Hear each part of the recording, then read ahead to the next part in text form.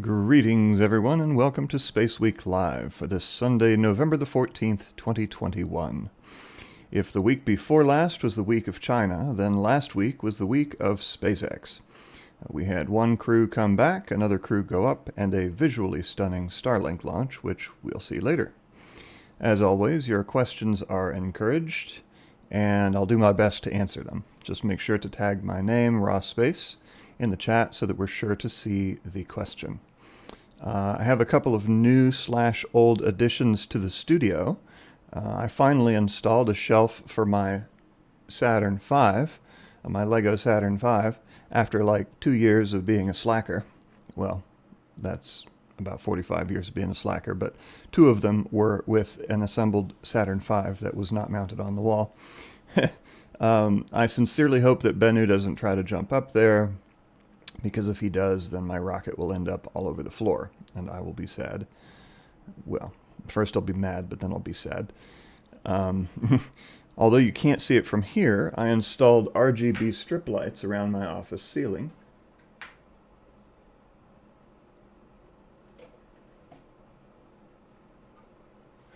That was fun. Yep, I've had some in the family room for a while, and they're a lot of fun. They let you change the mood of the room very easily. Once I'm able to isolate the light in my studio better so that I'm not, or so that not so much sunlight gets in here, then the color should be more noticeable. You can see a little bit highlighted in the back, but that's about it. It's more for my ambiance than anything else. So, last week, let's see, let's go full screen. There we go. Starting off, on Monday, the SpaceX Crew Dragon Crew-2 crew returned to the Earth after almost 200 days in space. Expedition 6566 crewmates Shane Kimbrough, Megan MacArthur, Akihiko Hoshide from Japan, and orbital photographer extraordinaire Thomas Pesquet from France safely returned after almost 200 days. I think it was 199 days. It's just clouds. And, oh, gosh. Okay, I guess they lost the signal there. It just corresponded with my clicking, which was confusing. So here we see the parachutes unfurling. Now this is played at 2 times speed for pacing, but we didn't have a smooth video signal at this point, so it was just sort of freeze frames, which is alright. We still get to see what was going on. And we do see one of the 4 parachutes did not properly deploy, but that's okay because the system is designed to operate with not all parachutes functioning. They'll fix whatever went wrong with that chute and should be good the next time around. But I don't specifically know whether it's designed to function, or whether it's designed to handle a loss of 2 chutes, but I would suspect probably so. 1 would be pushing it, but yeah, but 2 they should be all right. Yeah, I mean the vast majority of their downward momentum or their downward velocity was bled off through friction with the atmosphere anyway. So, and here we have the splashdown.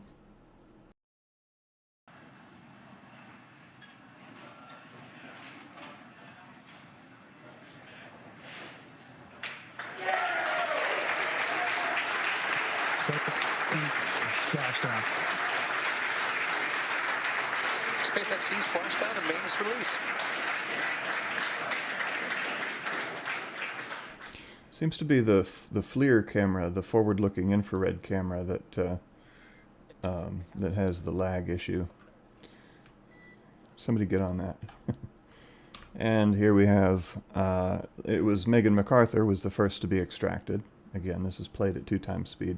The extraction process was painfully slow, but once they got everybody out, they were down and happy. Of course, folks feel a little weak when they return from 6 months in zero gravity, even though they exercise for 2 hours a day. Plus, they probably have strict instructions not to overexert themselves because they might hurt themselves if they try to just jump up and start dancing or whatever. And they're valuable assets, as we know. So now that Crew Dragon Endeavour looks not just like a toasted marshmallow, but maybe one that was dropped in the fire and then shoved back on the stick. It's looking pretty rough. So long as integrity is maintained, it can be used again. Now, unfortunately, there's no gentle way to decelerate from 17,500 miles per hour. There's just no way to do that without significant stresses to the craft, which is why they have to be certified so rigorously and built so robustly. Meanwhile, as Crew-2 was floating free and about to deorbit, Japan launched an Epsilon rocket, solid-fueled, bearing RAISE-2, a tech demo for JAXA, plus some ride shares.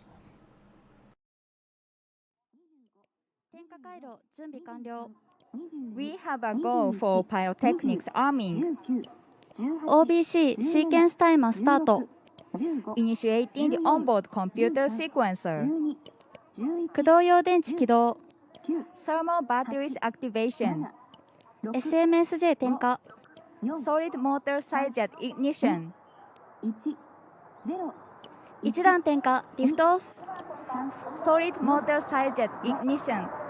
And lift off.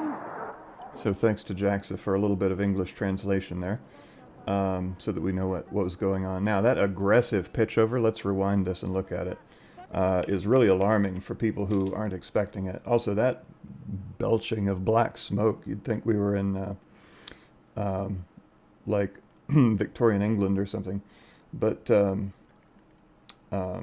that's whatever ignition system they're using for their solid propellant. It produces that sooty smoke.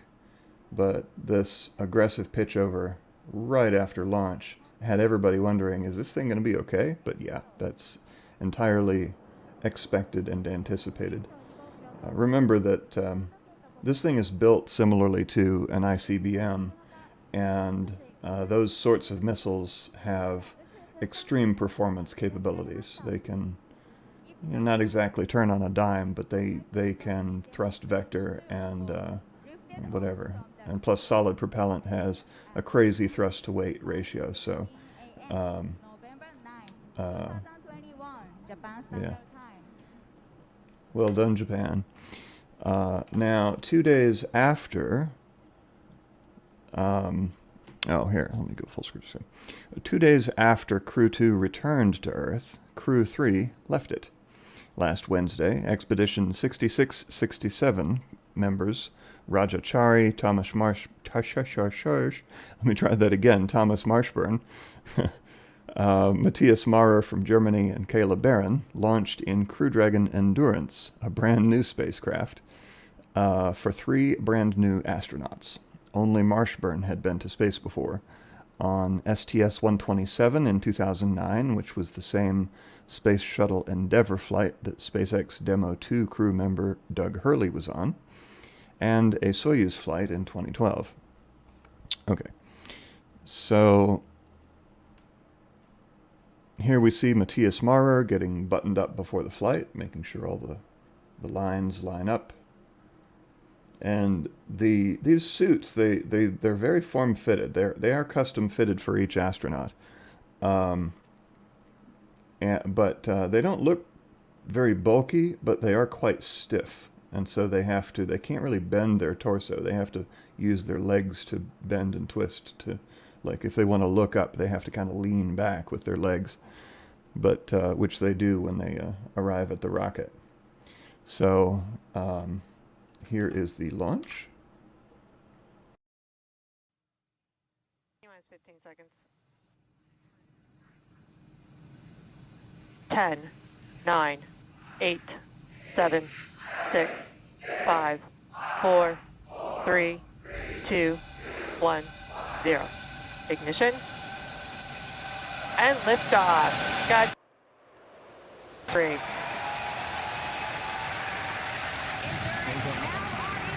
Copy, 1 Alpha. Laboratory in orbit. The International Space Station. Vehicle is pitching downrange. So that was about 4 hours into a 29-hour live stream. That is really orange. And they all arrived in one piece. The rookie astronauts weren't quite used to microgravity. Kayla started trying to do a flip, but gave up when she started drifting in the wrong direction. Watch this.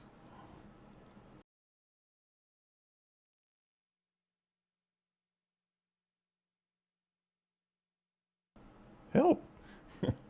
But yeah, they were having some fun up there, and she finally just kind of gave up and sat down. If you can sit down on the ISS, she did it. But yeah, there's Mark Van High there, the only American astronaut that was on the station during the interregnum or the intercroonum between Crew-2 and Crew-1, because normally they have a handover period where the new crew will come up and they'll have a period of maybe a week when the crews overlap and they're able to do, knowledge exchange, etc. And then the old crew will depart.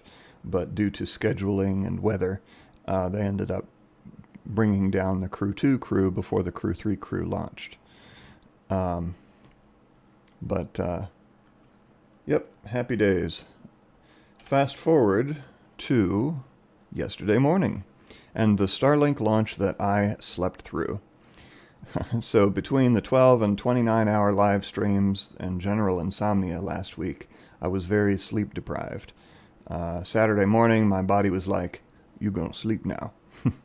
Also, I forgot to set an alarm, so what you gonna do?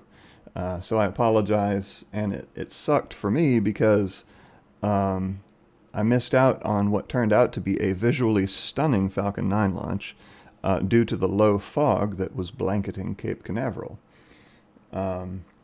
which we can see here. Check out these images from SpaceX's Twitter feed.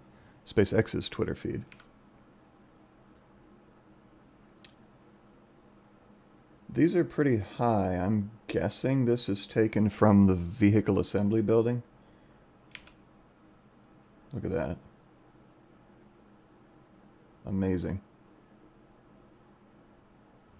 one day, I swear to you, one day I will, because I'm a photographer, I mean, semi-pro, I swear to you that one day I will capture my own photos of a launch. But not today. Okay, and here is the launch for you. T-minus 30 seconds.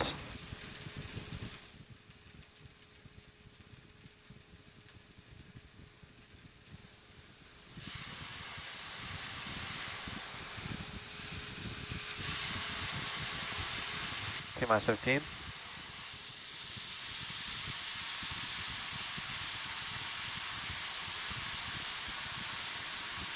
5, 4, 3, 2, 1. Liftoff.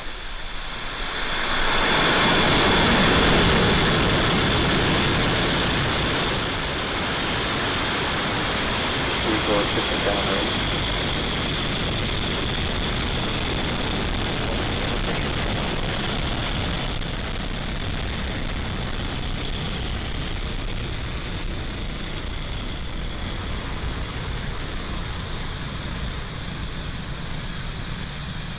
All right, that bears repeating. That's like one of the coolest launch sequences ever. Here, I'll play this in slow motion for you.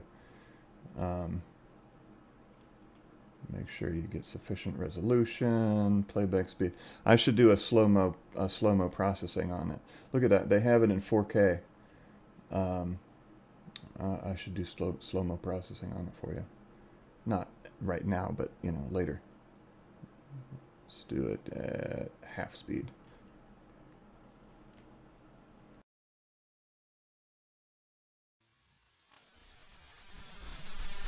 Liftoff.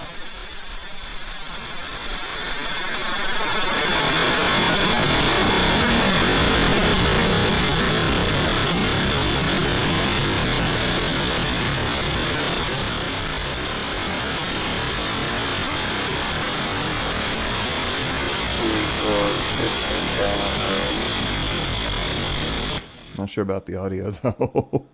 Okay. All right, where were we? They lost the video signal for the booster landing, but it did land successfully, so good job with that. And here is the deployment, played at 2 times speed. You can see the parts of the, you can see parts of the new laser inter-satellite communication system on the side of the Starlinks. Whee! Exquisite timing there with the sun passing through the frame. And there they go.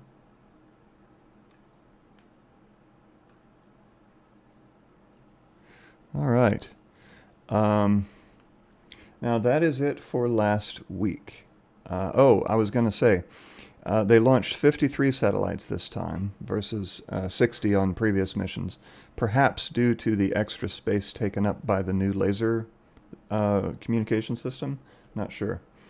But looking ahead to this week, on Monday, November 15th at 4:27 a.m. Eastern, 09:27 GMT, that's 4:27 my time, this is going to be a painful one, an Arianespace Vega rocket will launch 3 Ceres signals intelligence satellites into low Earth orbit for the French military. Oh, I didn't click it. There you go. I clicked it. On Tuesday, November 16th at 12:32 a.m. Eastern, 05:32 GMT, a Rocket Lab Electron will launch the Love at First Insight mission with 2 small satellites for Black Sky Global. Now, many of these are no earlier than dates and times, so as always, they are subject to change, so keep your eye on the raw space calendar, as well as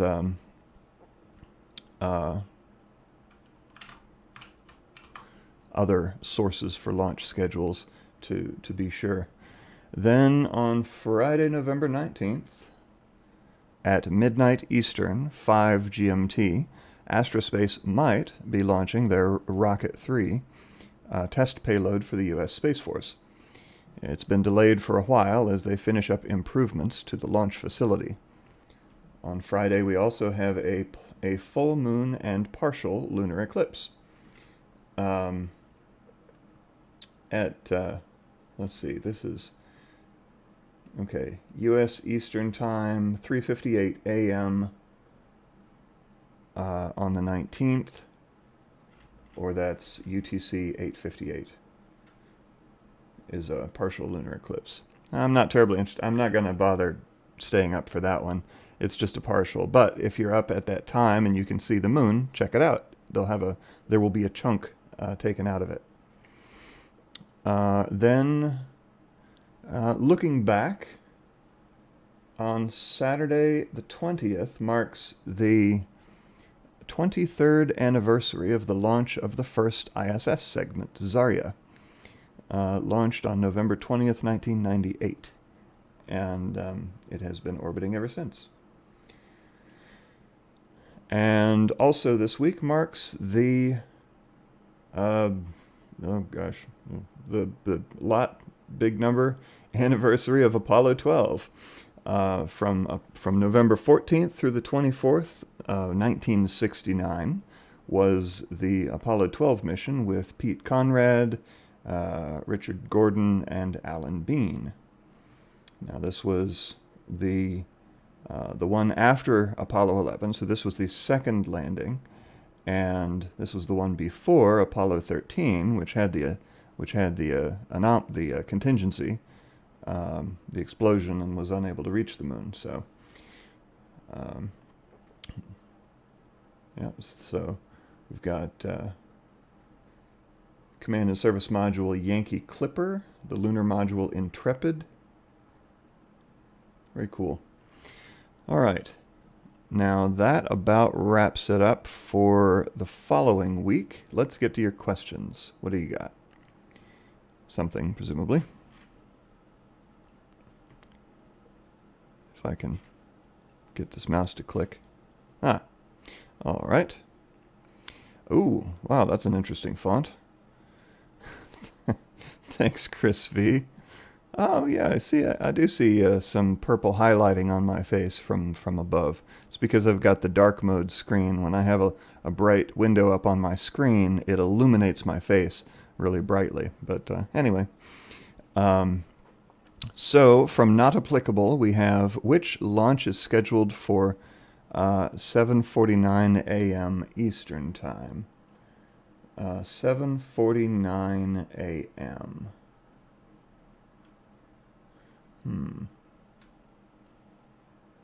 7:49 a.m. I'm not sure. Let me check. Hold on a sec. NASA. Tuesday, Wednesday, Friday. Nothing from NASA. We go to rocketlaunch.live. I'll show you what I'm doing, just because I'm doing it.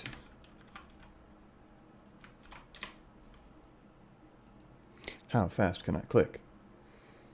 All right. Let me de-zoomify this. There. So we got Vega Series, we got Electron, we've got Rocket 3, and that's it for this week, the three I mentioned. We don't have anything at 7:45 that I'm aware of. So,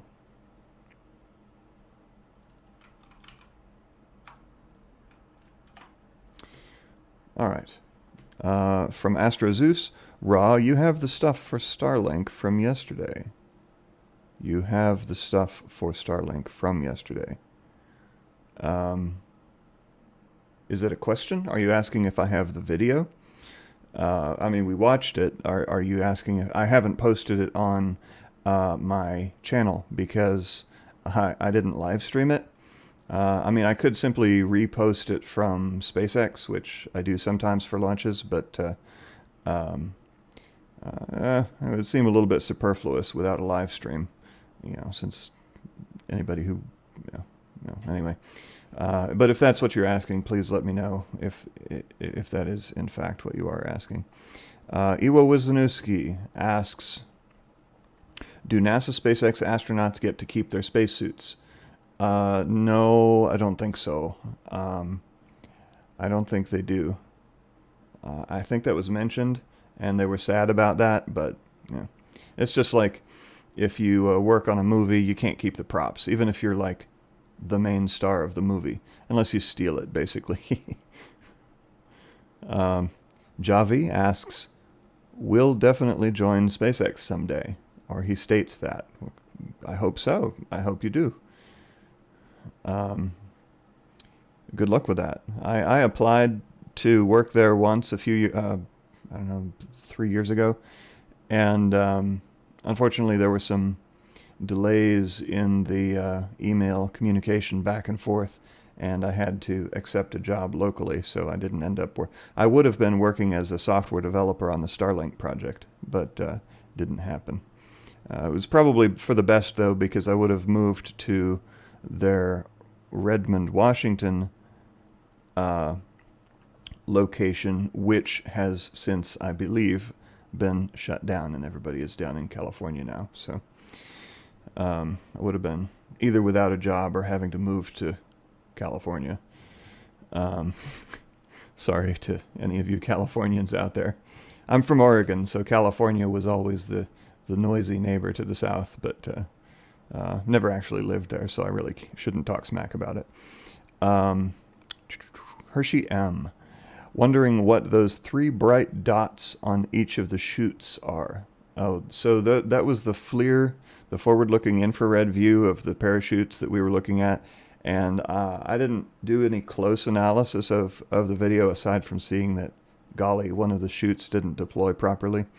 But I'm not sure what the bright dots would represent. Hot spots.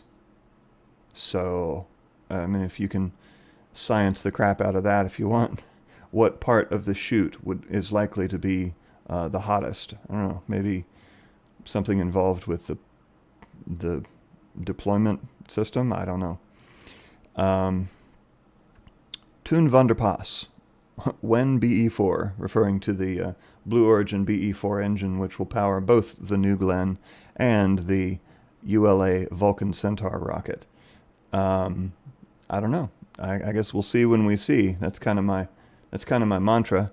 I don't like counting chickens before they're hatched, and I don't like engaging in very much speculation because it's self-aggrandizing. It really serves no purpose other than to inflate one's own sense of prognosticatory faculties. Whew. Mark Desert, I wonder what people in the future will think of those face masks watching that footage. They'll probably be very aware that there was a pandemic, because it's pretty big deal for this generation. It's affected everybody for sure. Snow Kittens from not from Deutschland, from the Netherlands, the Dutch land. The Electron rocket launch is now due for 17th of November. Okay, so not the 16th, but the 17th. I'll have to update that on my calendar. Thank you. Oh yes, Astro Zeus. Note, Apollo 12 did get struck by lightning. Let me search that up for you. Yes, it did.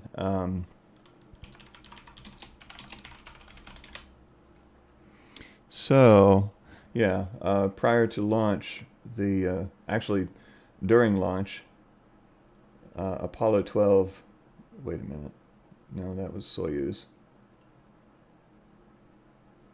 There, lightning striking the vehicle, and they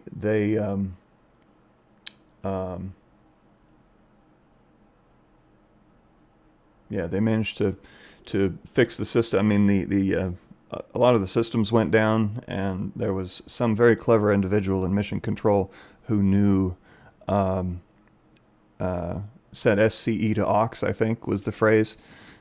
So he knew this very specific functionality of a switch in the console of the Apollo 12 command module that would allow them to regain control of the vehicle, and they did, and they were successful in their mission. But they did get struck by lightning, and it was a little bit hair-raising at the time.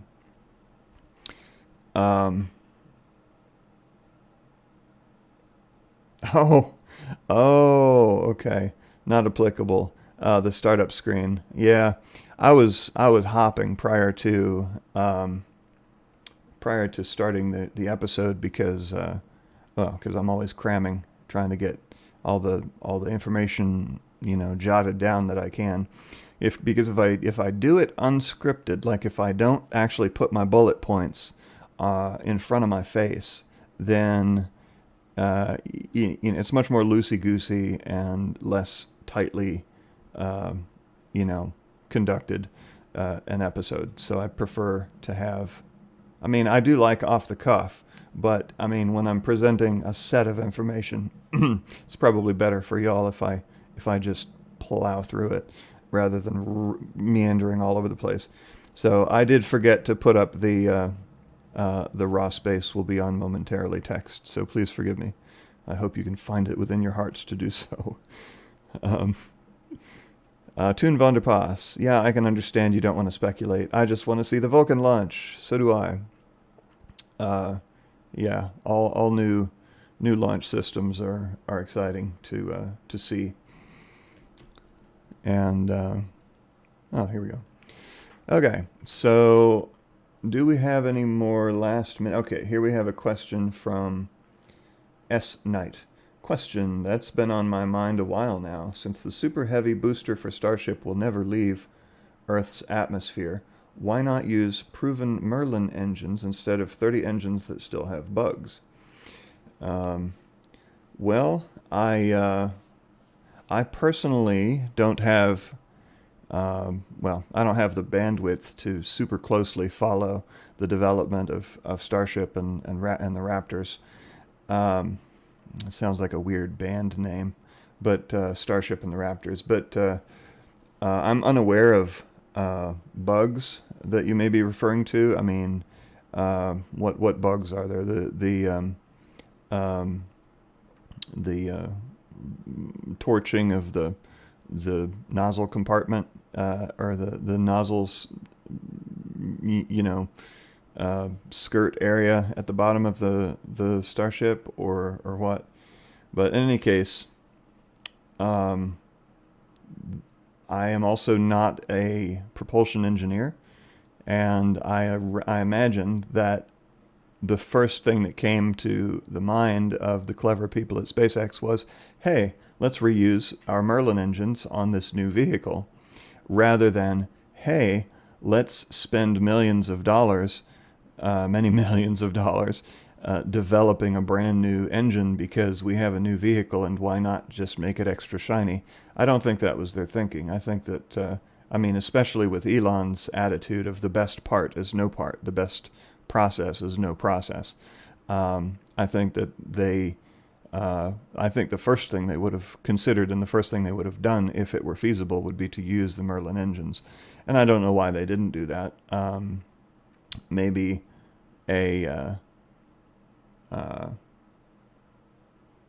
maybe a thrust issue. Maybe they couldn't vector properly with the smaller engines. I off the top of my head, I don't recall the relative dimensions of Merlin versus Raptor, but I assure you that they didn't just make the new engines for the fun of it. They did it deliberately, and because the Merlins would not suit their purpose of Starship. Otherwise, they would have used Merlins or Super Heavy. But yeah, so I don't have an answer, except that they really do know what they're doing, and they did what they did for very specific reasons that I'm sure they had lots and lots of meetings to discuss. So Piers Morgan asks if I have watched the new BBC series. Losing my voice here. If I have watched the new BBC series called The Universe yet. I have not, but I should, because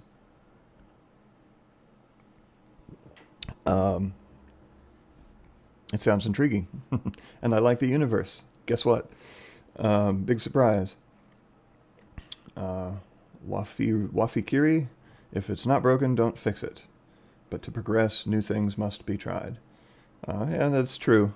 But ultimately, with any business, I mean, the mission of, well, the ultimate goal of SpaceX is not to be a beacon of hope. It is to, ultimately, to make money.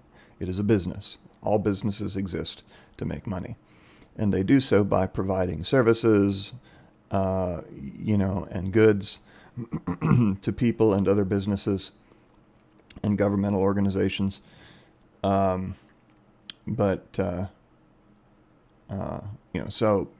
the extent to which SpaceX innovates is in service of its bottom line of creating systems that are more efficient, more reusable, and cheaper to operate, cheaper to operate, so that they can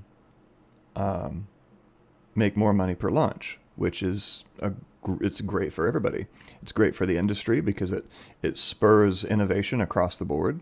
It's great for them because not only does SpaceX have unparalleled visibility in terms of rocket development, which puts, like, everybody in the world knows who SpaceX is, and most people in the world are very impressed by the technology of their rockets and the reliability. But if they make their systems cheaper to operate, cheaper to build and operate, then they're making more money. So it benefits everybody. All right. Okay, so looks like that'll wrap it up for this week. Thank you all for coming, and I hope you enjoyed the clips, the pics, and the info. And I hope to see you in the next live stream. And if not, I hope to see you in the next Space Week. Until then, keep it raw, take care, and I will see you later. If I can find where to click this thingy.